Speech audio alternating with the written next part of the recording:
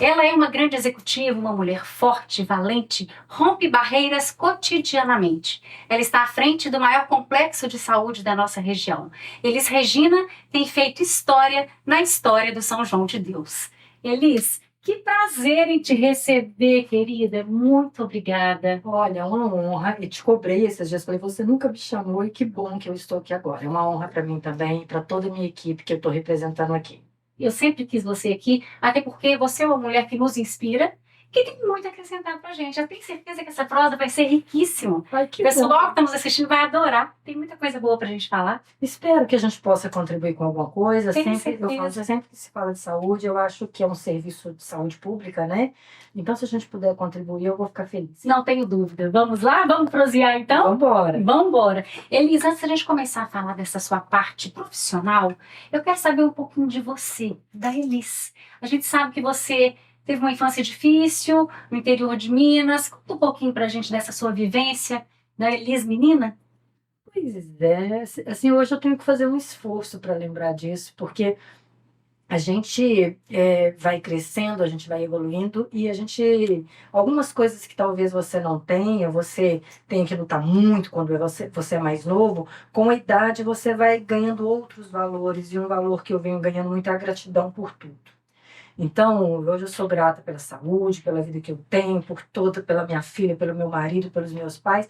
Então, aquilo que parecia tão difícil está tão distante, né?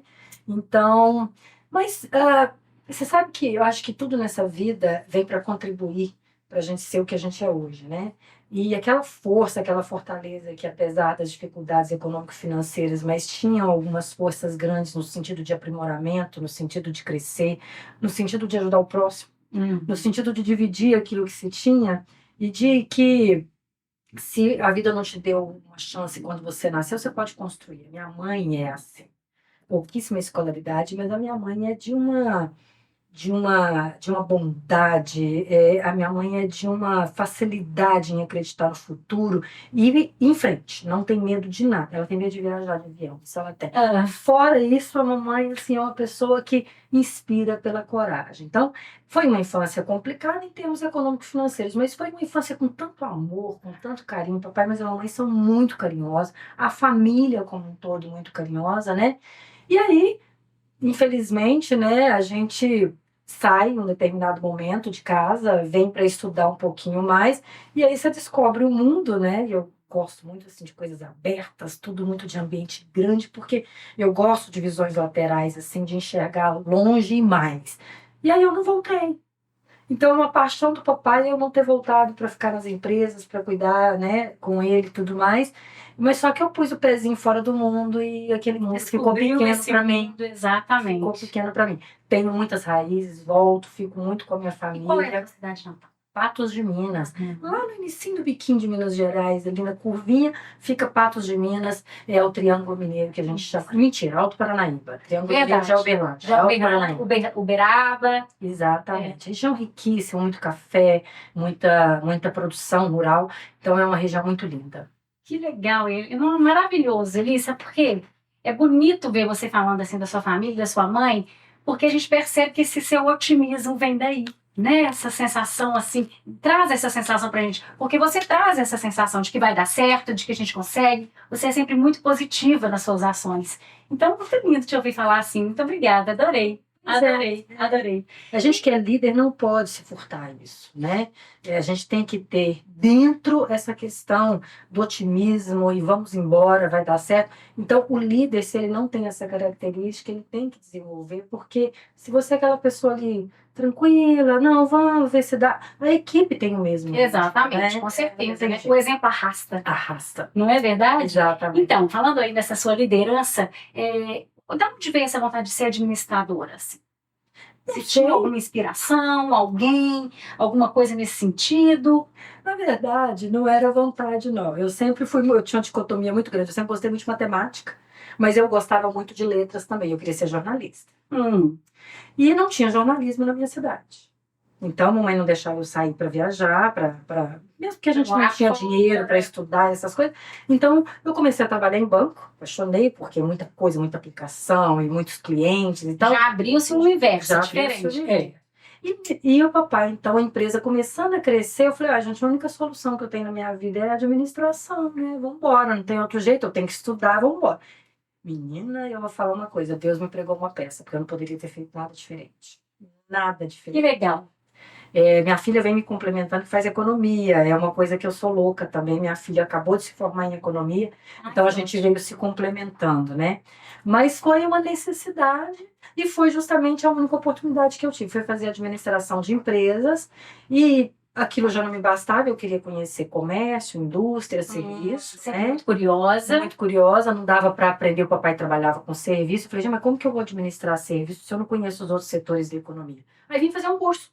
E eu vim fazer esse curso, depois da faculdade, né? Fiquei em BH. Ficou em BH. Então vamos falar um BH. pouco dessa sua experiência nessa área hospitalar, porque daí você já começou a trabalhar nessa área de saúde? Foi, olha para você ver, a Como é construção que você da viu vida. isso aí? Eu tinha um noivo, né? Uma pessoa que eu tenho muita gratidão, Napoleão, e ele administrava o maior hospital da cidade, de Patos. Certo. E ele veio para fazer, assim, a hotelaria estava em voga no país, hotelaria na parte hospitalar. E ele veio fazer esse curso em Barbacena. E ele veio de Barbacena, ele já foi contratado em Belo Horizonte na antiga São Camilo, que era uma empresa da São Camilo, eram padres, que administravam em 80 e tantos hospitais na década de 96. Ele foi em 96, eu vim em 97, isso mesmo. E ele foi contratado. No ano seguinte, eu me formei e vim atrás dele para Barbacena fazer esse curso. Eram 1.480 horas de hotelaria. Uau. É um curso, assim, não é um lato sensu, né? Eu não tenho nenhum termo para ele. Mas um curso muito grande. Fiz toda a parte prática no Rio de Janeiro, no Autumn Palace. Uau. E ele pegou, já estava na São Camilo, me chamou para ir para São Camilo também, para administrar os hospitais. Então eu comecei com consultoria, vários administradores locados, cada um naquele hospital da São Camilo, e eu dava consultoria em algumas áreas, hotelaria, recepção, arquivo, estatística, que eu sempre gostei de estatística, eu passava com 100 na faculdade. Gente, amava. Ai, que maravilha, Amava gente. estatística. E aí fiquei lá. E nessa história toda, São Camilo, os padres resolveram deixar os hospitais que não eram próprios, ficaram apenas com 40 e poucos hospitais. Esses gestores, para não perder o know-how, para não perder tudo aquilo e também ficariam desempregados, montaram uma outra empresa chamada ProSaúde. Sim. Todos de São Paulo, todos de São Paulo. E aí, então, eu migrei para a ProSaúde, porque queriam me levar para São Paulo, e eu estava casando naquele momento, e também queria ter filho, e aí eu peguei e não fui para São Paulo, fiquei aqui na ProSaúde, administrando hospitais. Muito bem. Que bom, que sorte a nossa que você ficou por aqui. Vamos falar da sua vinda para Divinópolis? Porque quando você veio, ainda o Hospital São João de Deus estava passando por uma situação muito delicada, aparelhos sucateados, uma situação muito delicada realmente. Mas você veio, encarou, né, esse desafio. Conta um pouco para a gente dessa experiência sua. Como é que foi chegar aqui? Tudo na minha vida tem o meu ritmo, louco, sabe? É tudo muito louco, assim. Eu não. Eu aceito o que a vida me traz e falo, vamos embora, vamos fazer disso aqui um limonada e vamos embora. Eu trabalhava nessa época, porque eu larguei um grande emprego, que era uma pessoa que eu amava trabalhar, trabalhava no Hospital da Baleia com a doutora Tereza Guimarães e com o Flávio, que realmente, assim, eram pessoas que me inspiraram, me deram muito colo, muito carinho no Hospital da Baleia. Que família que é aquela, é uma família fantástica, Benjamin Guimarães. E eu peguei e deixei Baleia para poder ir para a Unimed BH. A Unimed BH eu já queria conhecer a atenção primária, já queria conhecer outras coisas, e a Unimed BH é uma potência, né? Na época tinham aí 1.280.000 vidas, é quase que a população dessa macro, né? E o ano de 2016 foi um ano de muita crise no país. E como é uma cooperativa médica, os médicos então começam, né, a pleitear cargos. Eu tinha um cargo de superintendência, Sim. pleitear os cargos, e aí então 5 superintendentes foram mandados embora da Unimed no mesmo dia, e mais alguns colaboradores, e eu fui então pela primeira vez mandada embora de um emprego. Aquilo eu perdi o chão, não tinha nem currículo. Na verdade, eu não tinha nem currículo. Isso aconteceu em maio, eu falei, agora eu vou tirar um ano meio sabático, vou dar uma descansada, mas péssima. Menina, um promotor de Belo Horizonte, que eu também devo demais a ele, a 2 promotores em específico, o doutor Gilmar e o doutor Nélio, eu tive um problema no Baleia, com uma equipe de CTI neopediatra. E ele me ajudou a resolver esse problema, arrumando leitos em diversos hospitais para que eu resolvesse o problema de CTI neopediátrico do Balé. E ele ficou me conhecendo. Então, teve esse problema aqui, uma orientação de fechar o São João de Deus. A gente até descobriu um documento que já estava orientado, o fechamento mesmo. Nossa, tinha que orientação. gente. E através também da Maria Turci, que trabalhou comigo na Unimed, através do meu ex-chefe da Unimed, que é o Luiz, que eu também devo a ele, aprendi tanto de atenção primária, modelos europeus de atenção primária, que é o que me fascina, que eu acredito na saúde com essa base de atenção primária, é a minha crença. E eles começaram a indicar meu nome, a Jomara também, à época, também foi chamada, indicou meu nome, devo muito a Jomara, obrigada, onde ela estiver. E eu vim para conversar. No que eu vim para conversar, estou eu aqui, em Virnópolis, gente. Ainda bem que você veio. Menina, foi uma conversa de manhã, eu até não sabia onde que era direitinho, vim dirigindo aquela confusão, me mandaram para o hospital primeiro, a reunião era na Secretaria Estadual de Saúde, estou de cara com o antigo gestor, não sabia o que falei, não sabia o que falar, e aí depois me encaminharam. Menininha, eu já comecei a trabalhar, eu só pedi, eu estava entregando um projeto, aí eu pedi para eles me dá 10 dias. E aí fiquei, tô aí quase 8 anos, em setembro fazem 8 anos. Completam 8 anos. Uma vida. Que sorte a nossa. E aí muita coisa mudou, né? Muita coisa mudou. O Hospital São João de Deus se tornou o Complexo São João de Deus, complexo de saúde, né? Como é que é esse dia a dia desse hospital tão grandioso? Que são tantos dados que eu vou até ler aqui, ó. Ele é referência para 191 cidades, abrange 4 regiões de Minas, totalizando 3,4 milhões de pessoas. É muito extenso isso. Conta pra gente um pouco desse dia a dia do hospital. Mas esse é o início do sonho. Esse é o início do sonho. Ah. Todos esses números que você falou aí, Ah. os sonhos são maiores aí. Na verdade, assim, a gente tem que tomar muito cuidado com o que a gente pede. Porque quando ganha, você tem que saber o que você faz com o negócio, né? Perfeito. E a gente, na verdade, quando eu queria aprender todos os setores da economia, um dos desafios de um hospital é porque você tem todos os setores da economia ali. Você tem comércio, você tem indústria, você tem serviço, você tem o terceiro É setor. uma cidade. É uma cidade. Realmente, se a pessoa entender, ele vai ver que tudo acontece dentro daquele hospital ali, né? E o que aconteceu? Quando a gente chegou, o Estado tinha uma determinada verba, ele acreditou na gente e mandou esse dinheiro em algumas parcelas, mas condicionado a abrir a sala vermelha. Então, à época, tinham 280 leitos, desses 280 leitos, alguns estavam fechados, alguns setores fechados também. E o que a gente fez? A gente foi abrindo as portas, foi começando a atender, foi começando a receber. E o que eu fiz de muito importante, a gente tem um público muito diferenciado dentro de um hospital, que são os médicos. Sim. Extremamente cultos, estudados, e que eles formam uma elite pensante muito séria. Sim. Então, você tem que ter argumentos, né? A Arte da Guerra é um livro que todo mundo tem que ter, não adianta. Então, peguei todos os dados, comecei a olhar todas as dívidas, olhar todos os atendimentos. Primeiro momento no São João foi me dedicar a sentar com esses médicos e falar, olha, sua situação é essa, está atendendo assim, mas eu tenho um contrato que não está sendo cumprido. Eu preciso cumprir esse contrato para pelo menos tirar o hospital do buraco. Vambora, vamos. E fui conversando com cada um, com cada equipe. Primeiro eu empoderei, né? Não dá para conversar com 200 médicos à época. Eu fui empoderando coordenadores. Certo. Eu obrigava esse médico a reunir com a equipe. Sim. O que vocês querem?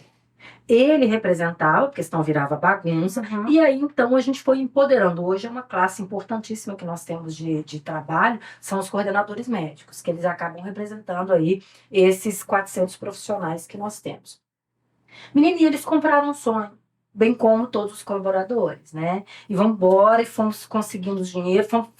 Eu acho que o grande marco que as pessoas acreditaram na gestão foi quando nós começamos a pagar em dia, que aí nós pagamos no salário. Você colocar isso, sabe? Porque as pessoas precisam, nossa população, a sociedade vinnopolitana de toda a região, precisa saber o que foi feito. Porque hoje a gente tem o resultado, né?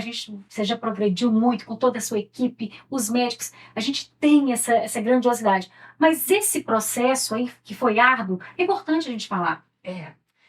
Porque, assim, eu acho que ninguém imaginava o suplício que foi, e eu, assim, sou muito organizada nas minhas coisas, sou muito inovadora, mas muito organizada. Então, quando eles me disseram que o hospital tinha, assim, um déficit mensal de 1.800.000. Olhei o balanço, não combinava, mas dinheiro é diferente de balanço, eu falei, vamos lá. E eu lembro que o doutor, gente, como que a gente, né, quando a coisa tem que ser sua, é sua.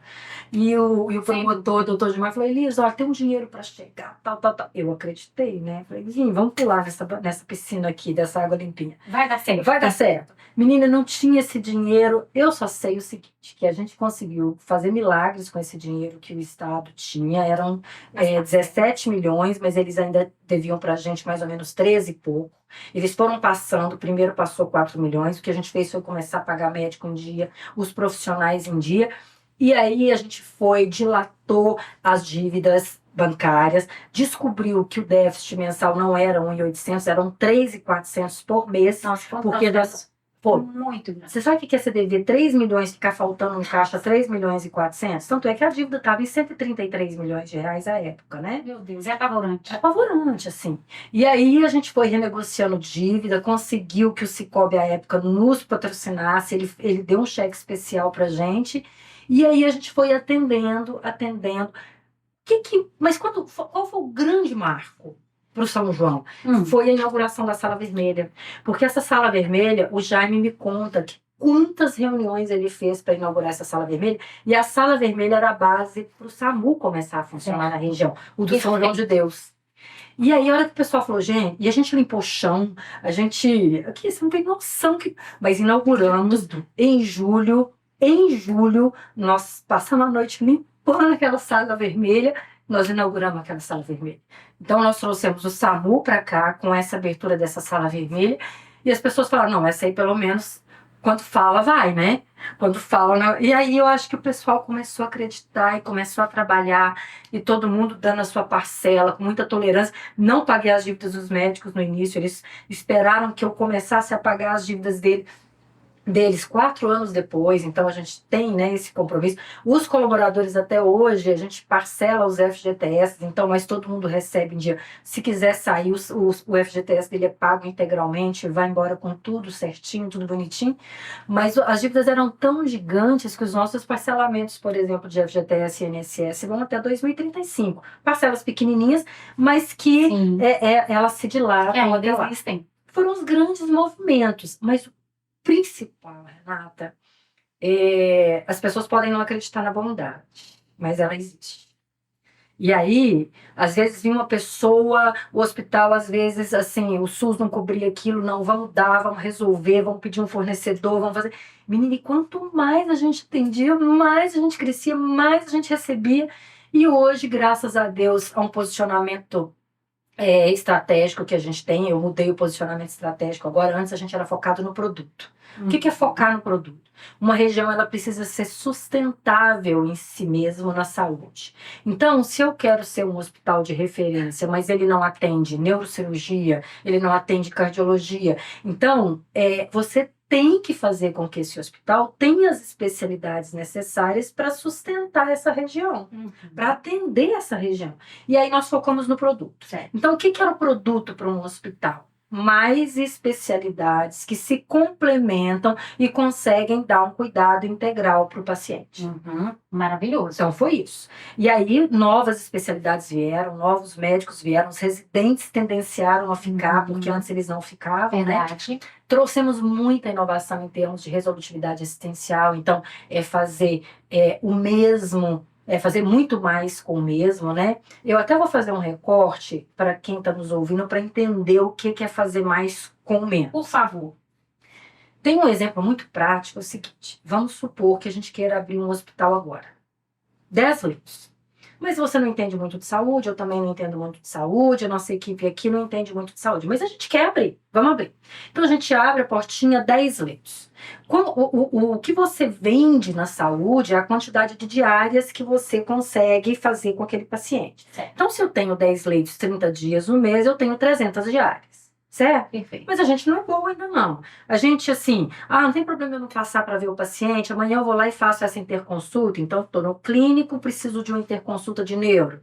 Aqui, a tomografia hoje, eu não tô sem um técnico, não vou fazer a tomografia, não vou fazer amanhã, eu vou dar uma antibiótico terapia para esse paciente que fez a cirurgia, ao invés de ele tomar um protocolo que só toma uma dose no bloco, eu vou mandar ele para o leito tomando 5 dias de antibiótico, e assim sucessivamente. Então, a gente ainda é primário, a gente gasta 5 dias de internação para cada paciente.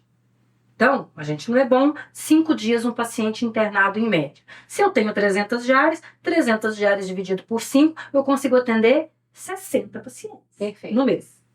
Conta básica de matemática. Certo. Bom, mas se você começa a falar, gente, mas eu posso melhorar aqui. Se eu faço a tomografia no dia que pediu, eu consigo antecipar 1 dia de permanência.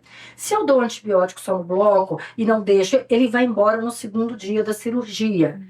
E assim, eu poderia dar um exemplo. Nutrição, ao invés de o médico prescrever a dieta, não, é o nutrólogo que prescreve, que acompanha. De riscos. Fora de todos os sentidos. Eu consigo diminuir a nossa média de permanência para 4 dias.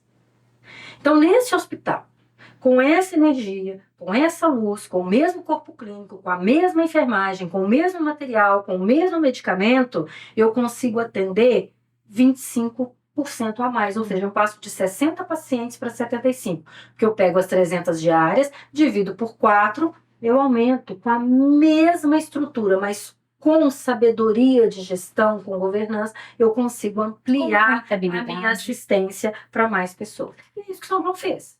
Em termos de estrutura, a gente cresceu 20 e poucos por cento, em termos de assistência, nós crescemos quase 500%. Uau! Isso é gestão.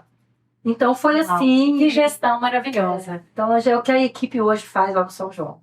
E com toda essa habilidade, com todo esse crescimento, vieram as premiações, inclusive internacionais, né? E esse é fruto da obtenção do UNA, né? Que é nível 1, que vocês conquistaram no final de 22 e também mantiveram no 23 também. E eu queria que você falasse um pouquinho para a gente, destacasse um pouco dessas premiações, que realmente tem que validar, tem que ter esse reconhecimento em tudo que você tem feito.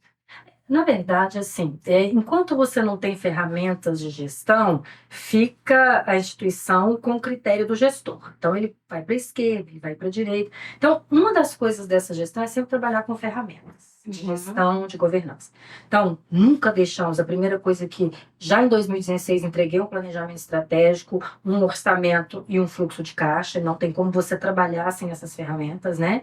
Mas acaba que a instituição vai ganhando muito o seu tom, o seu jeito de fazer as coisas, né? Só que tem ferramentas que são institucionalizadas, elas são próprias para isso, né? Reconhecidas para isso. Uma delas é a certificação ONA, que é a Organização Nacional de Acreditação, feita desde 99 pelo Dr. Fábio Gastal, que era do Ministério da Saúde. Eu tive o orgulho de conhecer o Dr. Fábio Gastal. Que coisa boa você explicar isso pra gente. Então, a ONA é um calhamaço de livros que você não consegue pôr. Eu sempre falo com os meninos, gente, vamos para aprendizado axilar. Põe debaixo do braço toda hora que precisar, conhece. Procura. Aprendizado axilar. Então, se aprendizado axilar é ótimo. Então, não esquece esse papel. Eu quero ver suado. Eu quero ver esse papel suado. Então, põe debaixo do braço, a gente custa segurar. Mas são ferramentas que falam assim, olha, como que você faz a desinfecção das mãos? Assim. Como que você faz? São protocolos. Não é a Elis que quer que o papel fique aqui ou que se faça dessa forma. Nós temos regras. Assim. Funciona-se assim. Então você tem que deixar esses legados, porque amanhã vem outro gestor, amanhã aparece sei lá o quê. Não, peraí, nós sabemos fazer, nós temos o que seguir, nós temos aonde chegar, né? Então a ONA veio, e com a ONA, por sermos filantrópicos, estávamos praticamente quebrados, isso o Ministério da Saúde também reconheceu, a gente vai lá, o Ministério reconhece a evolução do São João. O Estado reconhece a evolução do São João. E hoje a gente tem um negócio chamado internet. Globalização. Então, as coisas viram rastilho de pólvora para o bem, mas graças a Deus viram rastilho de pólvora viram para o mal, mas virou para o bem. Mas virou para o bem. E essa certificação de um hospital que até pouco tempo estava fechando, e que é filantrópico, e que é o 6º no estado que conseguiu essa certificação em termos de filantropia, e o 48º no país, com tantos hospitais, só Minas Gerais tem 856 municípios. Cada município tem um hospitalzinho, né? Então, isso foi virando um rastilho de pólvora. E o pessoal começou, então, a pesquisar e tal, e vieram essas premiações. Uma premiação, eu até... se você perguntar assim, Eli, você gosta de ir para essas premiações? Eu sou muito de Beck, sabe, Renata? Eu gosto de trabalhar. É mesmo. Eu sou... Mas você se dá muito bem. Ele deve falar muito bem. Maravilhoso. É necessidade, tá? Sim, faz necessidade. parte. Eu adoro uma Mas planilha se de fosse Excel. escolha, você estaria ali no Beck. Estaria no Beck. Então, mas só que acaba que as coisas, você tem, as instituições têm que ter uma cara. Claro. Não adianta você não dar uma cara. É o que eu falo muito com a minha equipe. Começou a trabalhar, eu faço os introdutórios quando chegam novas pessoas. Tá aqui a sua identidade. Tá aqui a identidade do São João. Essas duas identidades se convergem, têm os mesmos valores. É isso que você quer seguir como identidade? Fica. Mas se não, vá ser Tudo feliz e deixa o São João ser feliz também, né? Então são coisas que você tem que criar se adequar. Exatamente. E aí acaba que você tem que ir. Mas teve uma premiação, Destaca. duas, aliás, duas. Uma foi esses dias, mas até por outro motivo.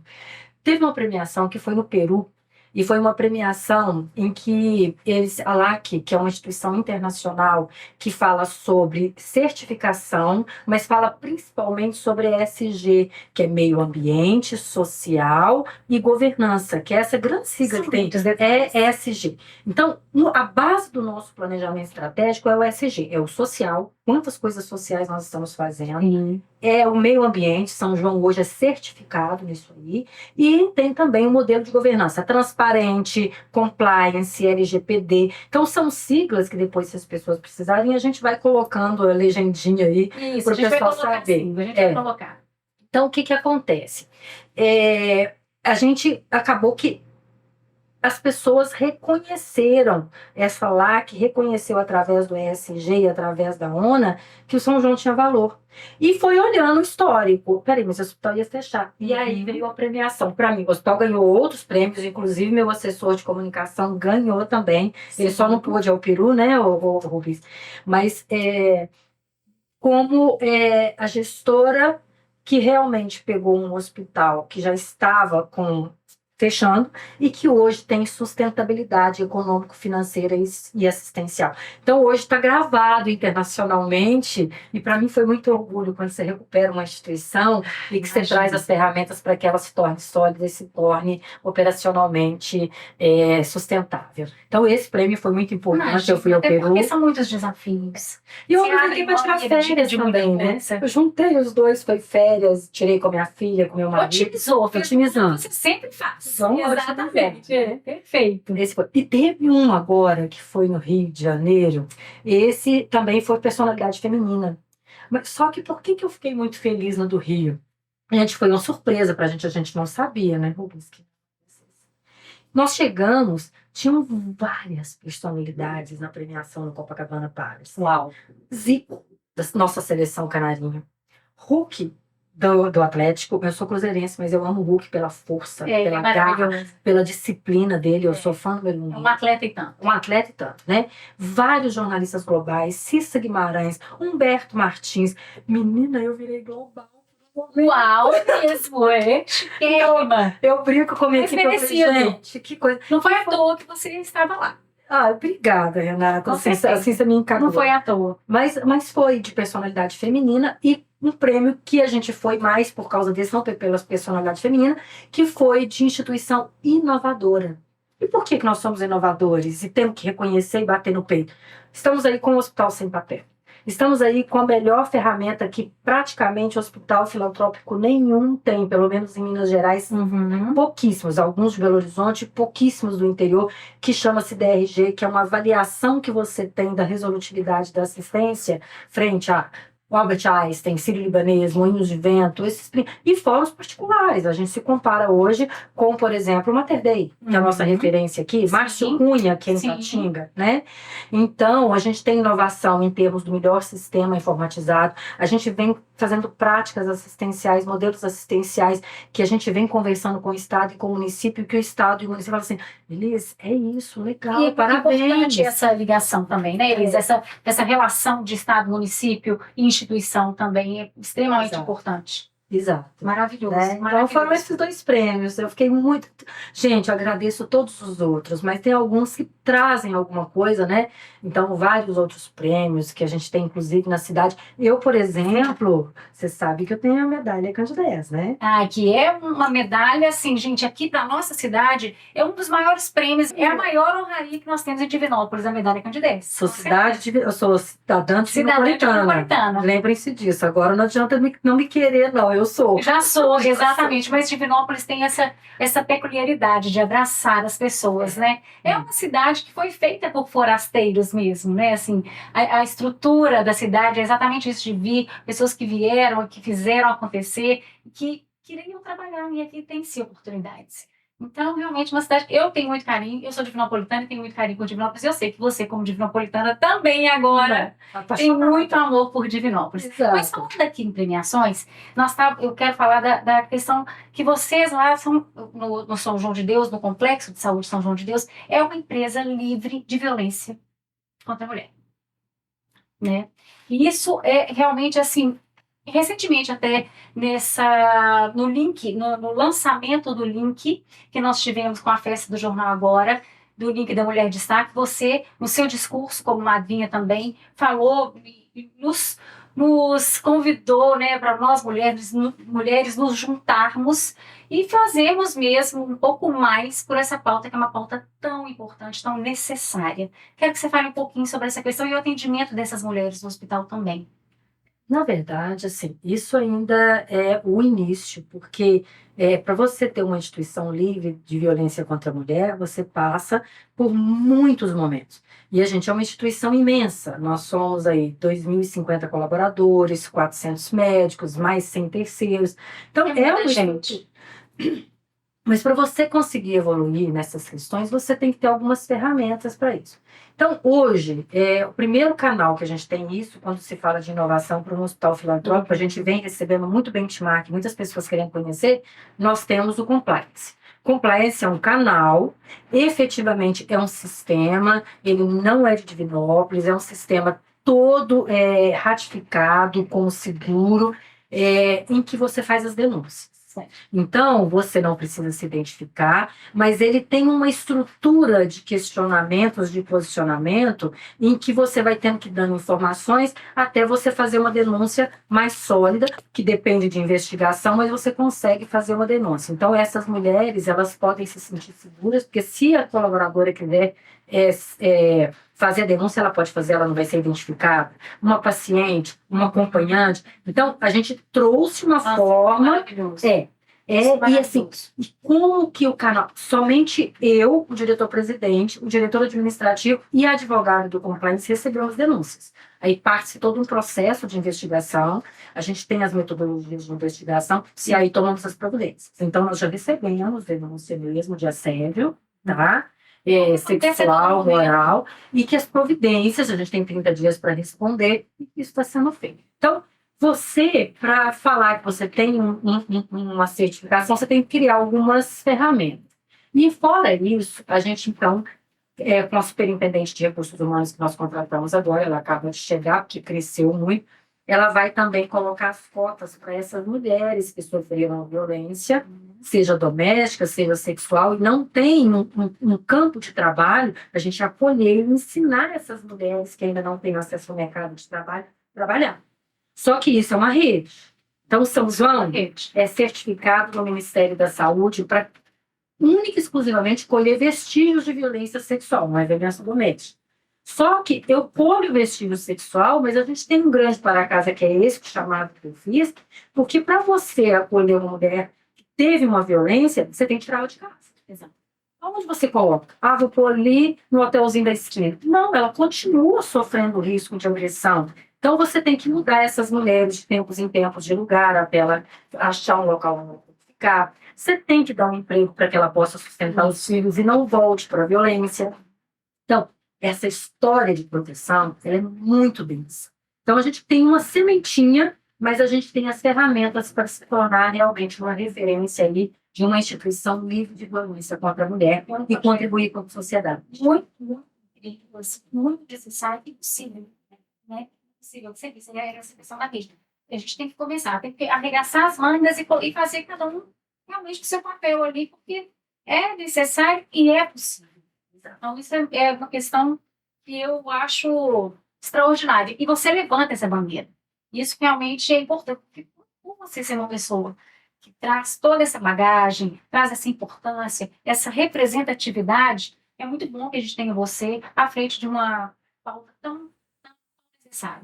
E olha só, Eunice, você falando aí das pacientes, né, dessa questão da violência e dessa ferramenta tão interessante que é o compliance, e eu queria fazer uma pergunta um pouco polêmica também em relação a pacientes, porque assim, quase todos os pacientes que estão nas UPAs aqui das regiões, eu, por exemplo, se eu tivesse numa situação numa UPA guardando uma vaga, eu gostaria de ir para o Complexo de Saúde São João de Deus, porque é uma referência, porque tem médicos maravilhosos, eu sei que eu vou ser bem cuidada ali, mas nem sempre isso acontece. Né? Esses pacientes eles são transferidos e às vezes surgem vagas em outras cidades, Oliveira, Santo Antônio do Amparo, ou Formiga. E por que que isso acontece? Assim, explica para a gente, para a população, porque as pessoas, a sociedade em si, eles não sabem. Eu não sei exatamente. Porque, na verdade, assim, quem é responsável por isso? Renata, isso é muito importante. Você sabe por quê? Se tem uma coisa que é cara no país, é saúde. E hoje, só para você ter noção, São João vem sempre com a chancela de um hospital de alta complexidade, e isso se desenha com cirurgias grandes, de várias especialidades. Então, você tem equipamentos muito caros, Uhum. nós temos 80 especialidades. Então, isso tem um preço. Então, essa estrutura mensalmente custa 20 milhões de reais. Mensalmente. Já pensou se você tivesse um São João de Deus em cada cidade? Tem cidades pequenas que não têm esse faturamento por mês. Então, às vezes, o São João ele tem uma receita maior que pequenas cidades. Uhum. Então, de uma forma muito sábia, e eu sigo uma pessoa, ele é meu guru, que é o Eugênio Vilaça. O Eugênio Vilaça, nos seus diversos livros, ele traz a saúde em um desenho de rede. Para a saúde ser sustentável, ela é em rede. A primeira rede que se tem, atenção primária, é o posto de saúde que você procura, que você faz um exame, que você acompanha, que a pessoa, a saúde da família vai na sua casa, acompanha seu parto, acompanha se a pessoa está tomando medicamento, mede a pressão, beleza. Atenção secundária, é um pouco meio que jabuticaba no país, né? O jabuticaba é porque só tem no Brasil, é uma forma que a gente tem de falar. Nós temos as UPAs, que é um intermediário, porque antigamente era o hospital e atenção primária. A UPA vem nesse intermediário aqui para dar um primeiro atendimento da urgência, que é aquele paciente que ainda consegue ir de carro, não precisa chamar o SAMU, tem o primeiro atendimento. Quantas especialidades tem uma UPA? 4. Ela tem ortopedia, ela tem pediatria, cirurgia e ela tem clínica médica. Bom, o Hospital São João de Deus tem 82.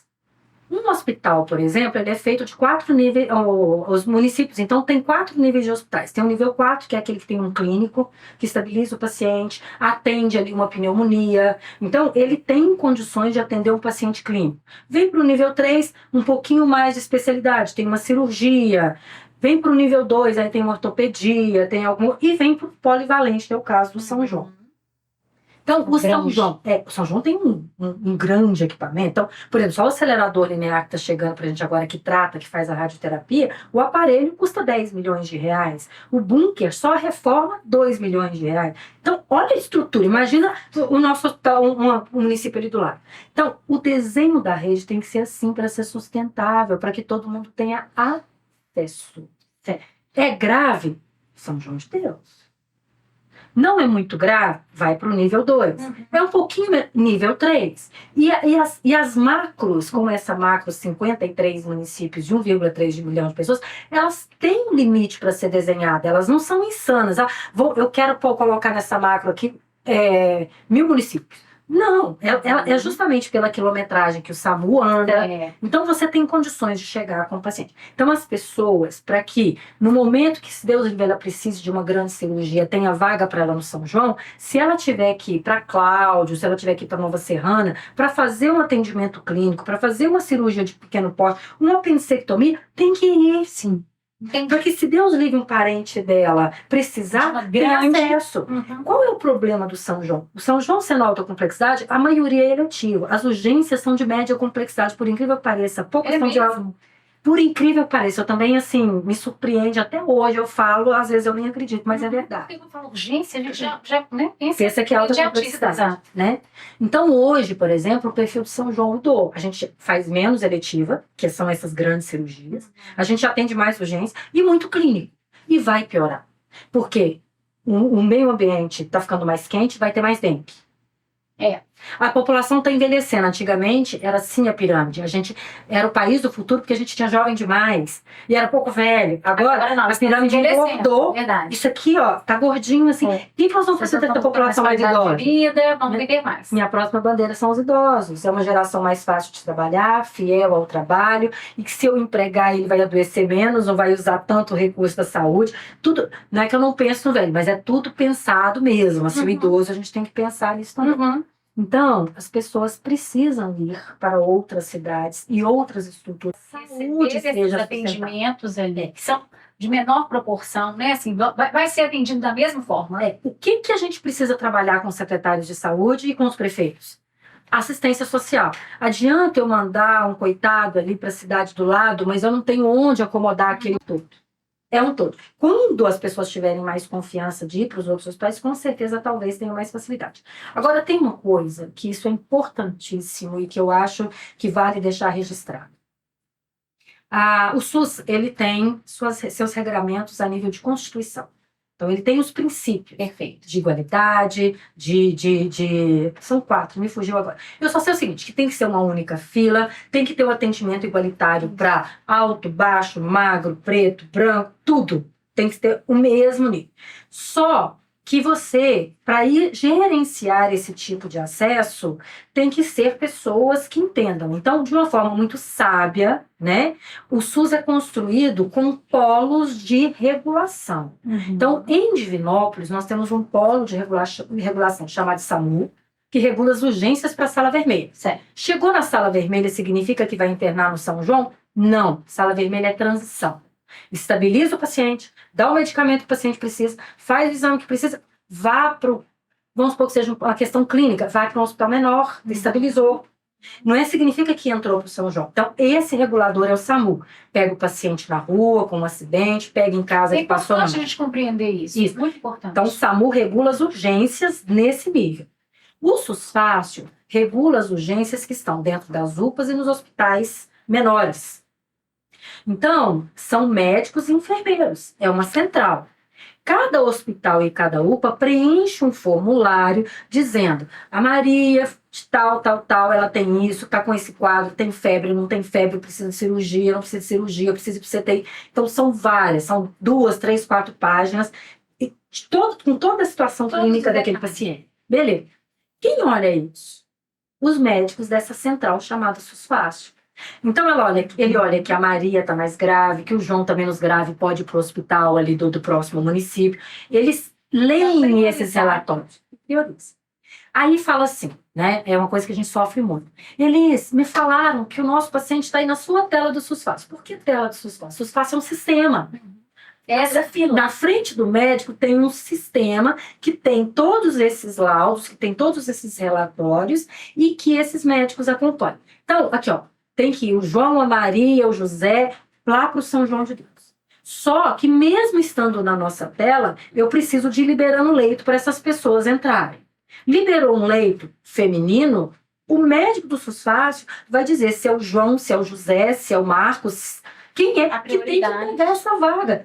Porque, pensa bem, você já pensou, Elisa, olhar ali? Eu sei o que me traz mais receita e o que me dá mais custo. Sim. Se eu fosse a gestora e olhasse e falasse, não, esse procedimento aqui é maravilhoso para mim, só me dá receita. Esse aqui vai usar um monte de antibiótico, é caríssimo, vai usar uma TC que o SUS não paga. Eu iria escolher o que era melhor para mim. Esse legado São João de Deus deixou. Nós não escolhemos quem vai. Nós temos médicos, enfermeiros, especialistas em urgência que falam quem tem que ir, mesmo estando na nossa tela.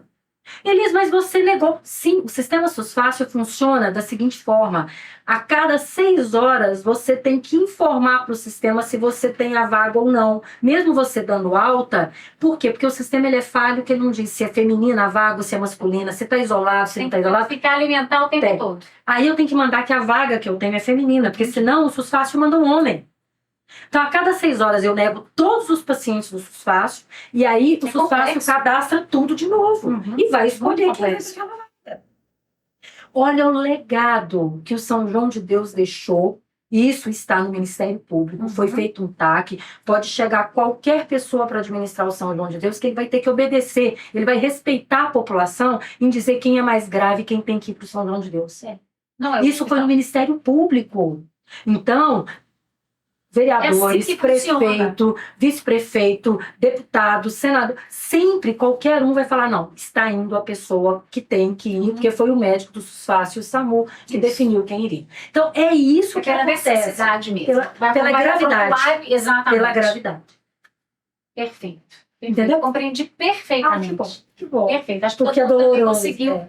Não, e é muito complexo. Muito. Importante a gente pontuar isso aqui, porque as pessoas não entendem. Como é que nós vamos saber de tudo isso, né? É importante você vir falar pra gente. Até um oncológico que é SOMAS, as pessoas, eles têm um oncológico que é de câncer, né? Sim. Lá na UPA. Eu não posso escolher, às vezes eu tenho um infartado que o oncológico pode esperar um diazinho para ir pro São João, mas o infartado morre se você saber agora. Exatamente. Né? Então são coisas que os médicos do SUS-Fácil e do SAMU têm expertise para isso. Vamos respeitar essa expertise, né? É necessário que se respeite isso. Perfeito, perfeito. Elisa, olha só. Aqui no nosso de prosa, nós temos 2 momentos que são mais leves, mais gostosos, assim. A gente mata a curiosidade das pessoas que estão ali nos assistindo, e o outro, a gente vai fazer o nosso brinde para selar a nossa prosa. Mas vamos falar primeiro desse primeiro momento que é o corte e o close. O que eu quero, Sil? Eu quero que você me dê um close na sua vida como administradora. Vamos falar daqui do São João de Deus, na sua vivência aqui em Divinópolis, tá? Eu quero um corte e depois eu quero um close. Algo que você não gostou, que não vai se repetir, que aconteceu que não foi legal, e depois você vai colocar para mim aqui algo em evidência. Bom, corte não é que aconteceu, acontece diariamente comigo. Eu sou muito inovadora, muito afoita, e eu quero novo, e vamos fazer, e vamos reformar, e vamos crescer. Eu preciso dar o tempo das pessoas. Então, você é acelerada, né? Então, a gente vem com um trabalho com a minha equipe agora do Enneagrama, justamente qual é o meu limite inferior, qual que é o meu superior, eu posso tratar com você. Então, eu estou nesse trabalho de tentar ser um pouco menos ansiosa em termos de fazer. Eu sofro com a reforma do SUS que você não tem noção. Mas eu tenho que obedecer à vigilância do Estado, eu tenho que obedecer à vigilância do município, que tem os regramentos deles também. Eu não posso abrir o peito e falar, eu vou reformar, tem risco de pegar fogo, eu vou lá mudar os fios todos do São João, vou mudar todo o encanamento que tem 52 anos e que, apesar que ninguém está vendo, é necessário. Então, eu tenho que fazer esse corte na minha vida, praticar respiração, obedecer aos tempos e movimentos e... Tá. Agora, num close, olha, eu vou te falar uma coisa que, para mim, é o diferencial. Eu acredito numa saúde extremamente sustentável pelo SUS e com as melhores tecnologias. Basta esses gestores fazerem mais com menos, inovarem, acreditarem nas suas equipes, trazerem as novidades, não levantarem de manhã e fazer a mesma coisa, porque quem faz a mesma coisa não muda nada.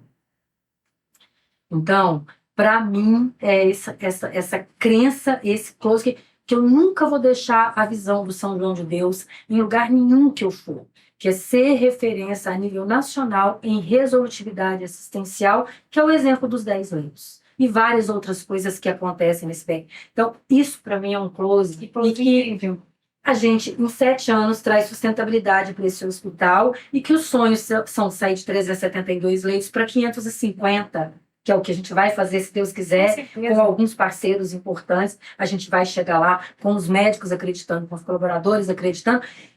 E engraçado, não espere que eu te prometa nada se eu não for cumprir. E eu acho que por eu ser tão assim, as pessoas, elas vão comigo. Porque sabe que se eu estou falando que vai acontecer, uma hora acontece. Uma hora acontece.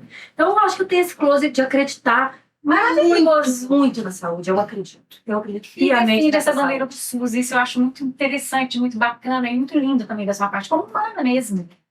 Mas se a gente faz tanto com tão pouco, imagina para a saúde suplementar, porque hoje a gente já tem de 18%. Então, esse pessoal da saúde suplementar que a gente ainda precisa, pensa no know-how que eles pegam de quem faz com tão pouco tanta diferença. É verdade. Tem um médico nosso, eu até falei esses dias numa entrevista, Covid. Enquanto mais de 60% da população que estava entubada com Covid morreu, nós tivemos apenas 18% de índice de mortalidade. Graças a quem? Aos nossos médicos, aos nossos enfermeiros, aos recursos que nós não abrimos mão de comprar o que fosse necessário. Falei, doutor Marconi, vamos publicar, isso é história. A população nos critica às vezes porque o SUS está com hotelaria ruim, mas as pessoas têm que saber o que nós fizemos para salvar outras vidas. Às vezes as pessoas criticam que a hotelaria é ruim, mas ninguém olha que nós estamos com os equipamentos de ponta, que o que salva a vida não é hotelaria, não é banheiro, o que salva a vida é equipamento, é know-how. É know-how. E por isso que a gente tem escolas de formação. Exato. A gente forma profissionais para isso também. Exato. Perfeito. Adorei esse close. Adorei, adorei, adorei. Elisa, estamos quase no final da nossa prosa deliciosa. Mas antes da gente fazer o nosso brinde e eu te contar qual vinho que eu escolhi para você, eu quero que você me responda uma coisa. O que é sucesso para você? Olha, de verdade, eu ter respeito pelo meu equipe. Isso é sucesso. Se eu não conseguir que a minha equipe acredite em respeito, para mim não é sucesso. Então, eu olhar para minha equipe e saber que tem um respeito. Quando eu falo, gente, eu tô cansada, eu vou embora. Eles falam, não, você não pode ir embora, a gente precisa de você aqui. Esse é o sucesso. Prêmio não é sucesso para mim? Não é. Mas o respeito da minha equipe, o respeito da minha filha, dos meus pais, meu marido, isso é sucesso. Respeito. Parabéns, sabe por quê? Você tem construído esse sucesso muito bem. O respeito, as pessoas te respeitam pelo que você é. Você é uma grande pessoa, você é uma pessoa. Seu lado humano é muito lindo. Você é super capaz, você é corajosa, você é valente, mas a gente percebe essa sua doçura também. E aí, então, eu vou te contar qual foi o vinho que eu escolhi, justamente por isso. Porque olha só, eu sou uma apaixonada por esse universo dos vinhos, e aí eu pensei, gente, como que eu vou levar esse universo para o de prosa? Então, para a gente selar as prosas, a gente vai fazer um brinde e eu vou sempre escolher uma uva ou uma forma de vinificação que tenha alguma coisa parecida com a personalidade ou com o assunto que a gente está lidando ali naquele dia e tudo mais. E para você, Elis, eu escolhi o vinho Taná. A uva Taná, na verdade. Por quê? É uma uva francesa, mas que se deu muito bem no Uruguai. E exatamente por causa dos taninos fortes que ela tem, esse nome Taná. É um vinho potente, é um vinho que traz força, é um vinho que traz muito tanino na boca, então ele enche a boca. E ao mesmo tempo, quando ele é bem vinificado, ele traz até uma doçura. Então, exatamente isso, por favor, Obrigada. que eu vejo em você.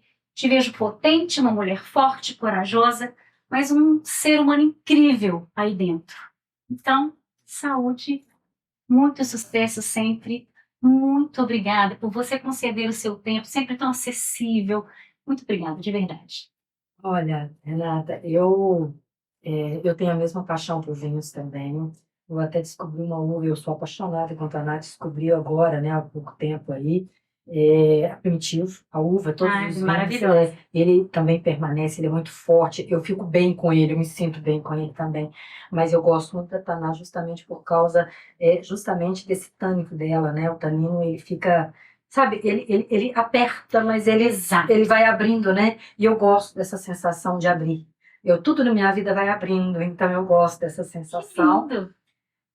Queria te agradecer por me dar esse momento assim de, sabe, de olhar para mim lá para dentro, que às vezes a gente não tem. Você me promoveu agora alguns momentos de voltar a olhar um pouquinho para o meu passado, vou olhar para o meu presente, olhar o que é importante para mim, porque às vezes no dia a dia a gente vai se esquecendo, né? É acelerada, né? Não tem tempo para olhar para isso. Queria que esse prosa depois continuasse em outros momentos, Com e não só certeza vai porque continuar. foi agradabilíssimo para mim, sabe? Me colocar em contato comigo mesma.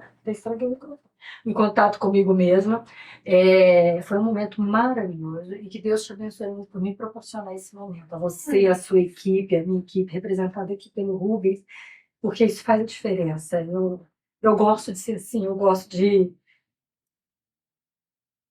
de me emocionar com as coisas. O dia que eu perder a emoção, eu acho que aí eu não vou ser a pessoa que eu sou. Eu gosto de me emocionar, eu gosto de sentir, eu gosto da empatia. Porque quando você se emociona, você tem a empatia com o próximo.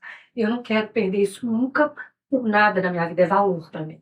Então, obrigada por me trazer esses valores e esses momentos de novo, nessa loucura que é a vida de todos nós ultimamente. Muito obrigada a você. Deixa eu te dar um abraço. Por vez nós vamos fazer esse brinde, mas que delícia. Obrigada por se abrir, por confiar. Porque aqui é exatamente isso que eu quero. Eu quero sentar, eu quero que a pessoa se solte, converse, traga conteúdo para quem está nos assistindo, lógico, óbvio. Mas é isso, porque as suas histórias, a gente tem conteúdo dentro das histórias, né? E todo ser humano tem uma história legal para contar. Então, gratidão por você se abrir. Vamos experimentar esse vinho? Vamos ver se ele tá gostoso? Vamos ver? Gente.